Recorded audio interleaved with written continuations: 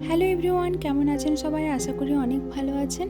আমাদের বাড়ির সামনে একটা ভালো ইন্ডিয়ান রেস্টুরেন্ট আছে, সেখানে খেতে যাচ্ছি আজকে।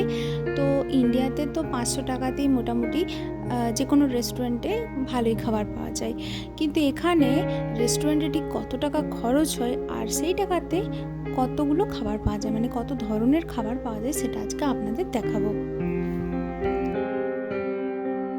আজকের ওয়েদারটা না সত্যি খুব ভালো আছে।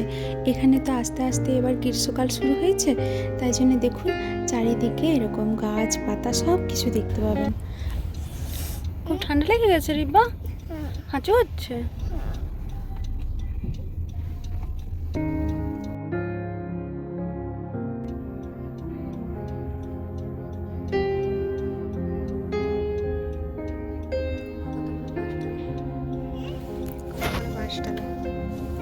এখানে বেশিরভাগ বড় রেস্টুরেন্টগুলোতে খেতে গেলেই পার্কিংয়ে এরকম টাকা দিতে হয়।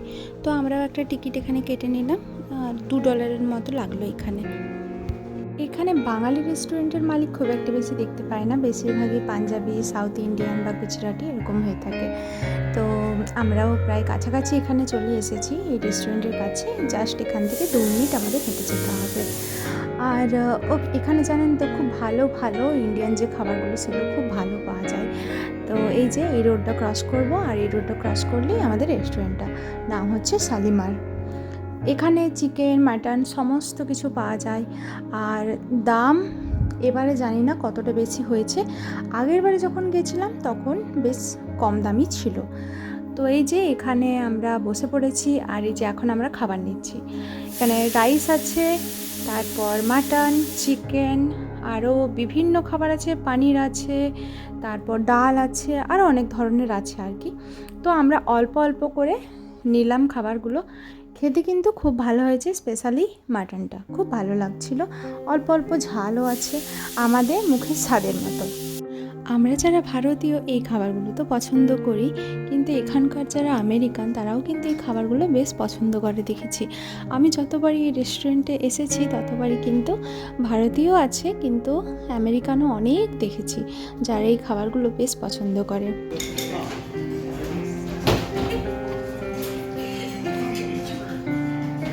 আমরা আগের বারে যখন এসেছিলাম রিব্বার প্লেটটার জন্য কোনো দাম দিতে আমাদের হয়নি, কিন্তু এবারে দেখলাম 3 জনকারই দাম দিতে হয়েছে। তো টোটাল আমাদের হয়েছিল $55, তবে আমরা টিপস দিলাম $10, মানে $65, প্রায় 6,000 টাকার মতো। তো এটাই হচ্ছে আজকের আমাদের বিল। তো আগের বারের তুলনায় মনে হলো দামটা একটু কস্টলি হয়েছে এবারে। যাই হোক, খাবার ভালো লেগেছিল আমাদের, আর আমরা ওখান থেকে বেরিয়ে এলাম। দুপুরে যখন গিয়েছিলাম তখন ওয়েদারটা বেশ ঝলমলে আর ভালো ছিল, কিন্তু রিটার্ন করার সময় দেখলাম একটু মেঘলা মেঘলা হয়ে গেছে। এখানকার ওয়েদার আবার একটু অন্য ধরনের। এই আজকে দেখবেন ভালো ওয়েদার আছে, কাল দেখতে পারেন আবার হয়তো ঠান্ডা, আবার অন্যদিন বৃষ্টি পড়ছে, এরকম টাইপের।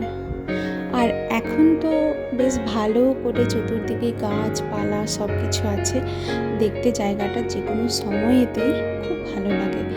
তো আমরা এখন বাড়ি ফিরছি।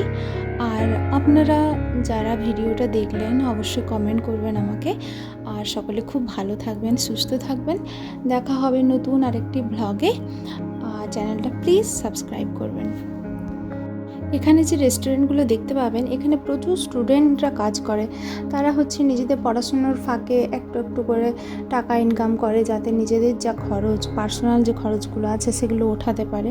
তো কারণ প্রচুর স্টুডেন্টরা এখানে লোন নিয়ে পড়াশোনা করতে আসে, তাই জন্য তারা সময়ের ফাঁকে রেস্টুরেন্ট, সাবওয়ে, বিভিন্ন যে আর কি আউটলেটগুলো থাকে সেখানে কাজ করে। যাই হোক, ভিডিওটা এখানেই শেষ করলাম। আর এটা হচ্ছে আমাদের অ্যাপার্টমেন্ট, চলে এসেছি।